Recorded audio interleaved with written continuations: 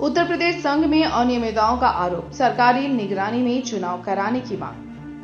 गोलमुड़ी में आयोजित प्रेस वार्ता में प्रोफेसर डीपी शुक्ला ने उत्तर प्रदेश संघ और मोतीलाल नेहरू पब्लिक स्कूल के संचालन को लेकर गंभीर आरोप लगाए। उन्होंने कहा कि उत्तर प्रदेश संघ की स्थापना वर्ष 1954 में स्वर्गीय महावीर सिंह के प्रयासों से हुई थी। बाद में ट्रस्ट बनाकर टाटा स्टील से लीज पर जमीन ली गई और समाजसेवियों व शिक्षाविदों के सहयोग से मोतीलाल नेहरू पब्लिक स्कूल की स्थापना की गई।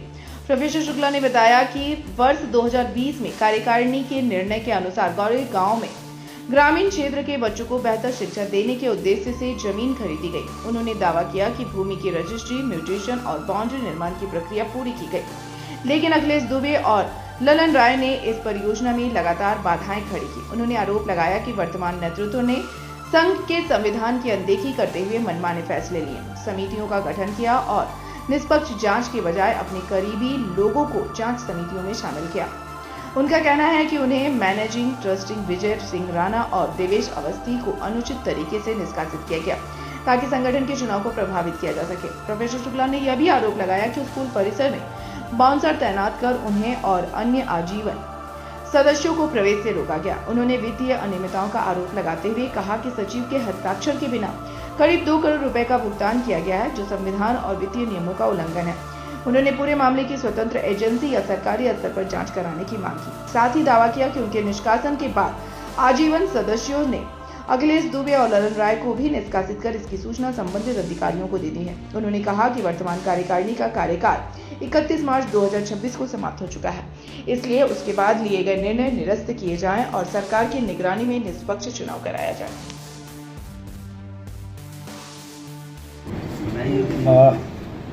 उत्तर प्रदेश संघ अपने स्थापना काल से इस शहर में एक अच्छा विद्यालय बनाने का संकल्प हमारे वरिष्ठ सदस्यों ने लिया था और उसके अनुरूप उन लोगों ने कार्रवाई की और एक अच्छा संस्थान खड़ा किया जिसका नाम दिया गया मोतीलाल नेहरू पब्लिक स्कूल। 1991 में इसकी नींव पड़ी और 1996 ये +2 का एफिलिएशन होके खड़ा है। ये प्रजातांत्रिक संस्था है और शैक्षणिक वातावरण बनाते हुए इस बात की कोशिश की गई थी कि एक अच्छा इंस्टीट्यूशन जमशेदपुर को मिले। वो मिला, त्यागी साहब के नेतृत्व में उसने बहुत अच्छा काम किया। उस समय जिस समय त्यागी जी अध्यक्ष हुए, 2 बार अध्यक्ष हुए, उनका कहना था कि ये टॉप 5 में होना चाहिए और टॉप 5 में हम लोग पहुंच गए। लेकिन चूँकि प्रजातांत्रिक संस्था है तो 1923-26 के चुनाव में अखिलेश दुबे चुनकर आ गए और सारी जो संवैधानिक व्यवस्थाएं थी उनकी धज्जियां उड़ाते हुए वो अपने स्वयं एक राजा के रूप में काम करने लगे। सचिव के समस्त अधिकारों का उपयोग वो स्वयं करने लगे। कार्यकाल 1 साल के लिए बढ़ा दिया।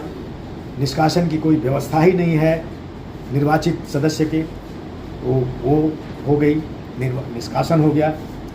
जब सदस्यों ने जीएम बुलाकर उनका निष्कासन कर दिया, ललन राय और अखिलेश दुबे का, तो उसको कहते हैं कि नहीं ये फर्जी है।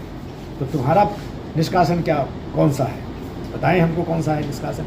6 सदस्य मिलके आप निर्वाचित महासचिव और निर्वाचित अध्यक्ष और उनको तो ट्रस्टी को तो हटा ही नहीं सकते, आप जीवन काल में नहीं हटा सकते। वो अपने जीवन भर रहेंगे, हटाने की कोई व्यवस्था नहीं होती है। उनको भी हटा दिया आपने। तो ये एक क्या कहना चाहिए, गुंडागर्दी की स्थिति है। यहाँ तक कि आप देखें रिपोर्ट में,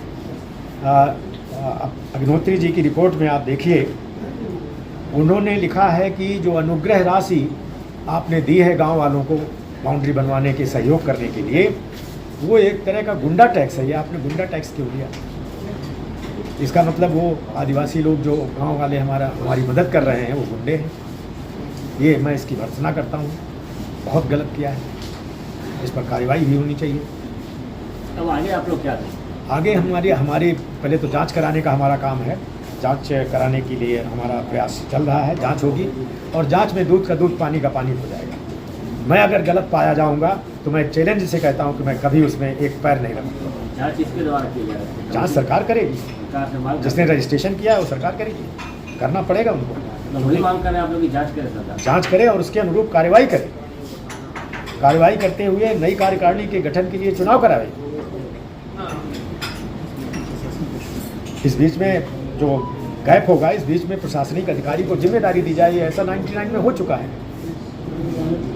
2002 में जो चुनाव हुआ वो सरकारी पदाधिकारी ने ही चुनाव कराया। इसके लिए सब आप लोग किसी पदाधिकारी से मिले हैं अभी फिलहाल? हाँ, एसडीओ से मिले हैं, डीसी से मिले हैं, एमएलए वगैरह से भी मिले हैं।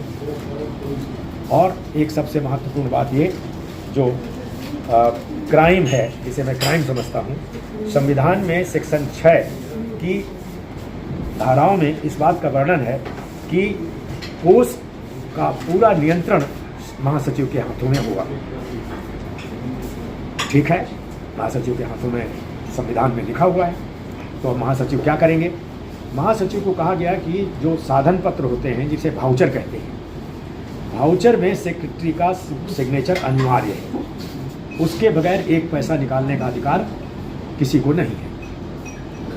वाउचर जो बनते हैं उसमें सचिव का सिग्नेचर होगा, उसके बाद ट्रेजरर का सिग्नेचर करना अनिवार्य होगा, वो नकार नहीं सकते हैं। और फिर किसी अध्यक्ष या उपाध्यक्ष का सिग्नेचर होकर 2 सिग्नेचर से पैसा निकल सकता है, लेकिन वाउचर में सिग्नेचर अनिवार्य है, तभी तो कंट्रोल होगा।